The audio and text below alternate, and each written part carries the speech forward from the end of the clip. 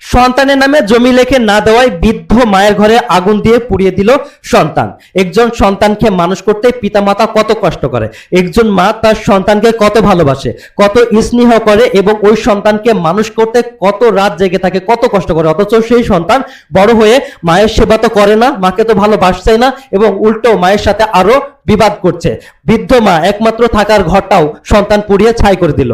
নীলফামারীর সদর উপজেলার টুপিমারা ইউনিয়নে এই ঘটনা ঘটেছে। জানা গেছে ওই মা জানিয়েছে তার সন্তান দীর্ঘদিন ধরে অনলাইন জুয়ার সাথে আসক্ত, আর এই অনলাইন জুয়ার কারণে তার সবকিছু হারিয়েছে অনলাইন জুয়ায়।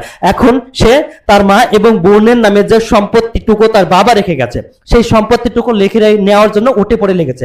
কিন্তু মা জানিয়েছে ওই সম্পত্তি যদি ওই সন্তানের নামে লিখে দেওয়া হয় তাহলে ওই সন্তান জুয়া খেলে সেটাও হারিয়ে যাবে। আসলে ভাই, বর্তমান পরিস্থিতি এমন একটা পরিস্থিতি তৈরি হয়েছে যে পরিস্থিতিতে যে সময় এসে আমরা আমাদের পিতামাতাকে সম্মান করতে ভুলে গেছে। আমাদের মা যে কত রাত পরিশ্রম করেছে, কত রাত জেগে আমাদের সেবা করেছে, সেগুলো আমরা ভুলে গেছি। মা বাবাকে কখনো অবহেলা করবেন না, কারণ এই পৃথিবীতে কেউ আপনাকে ভালোবাসুক বা না বাসুক, আপনার মা আপনার বাবা আপনাকে ঠিকই ভালোবাসে।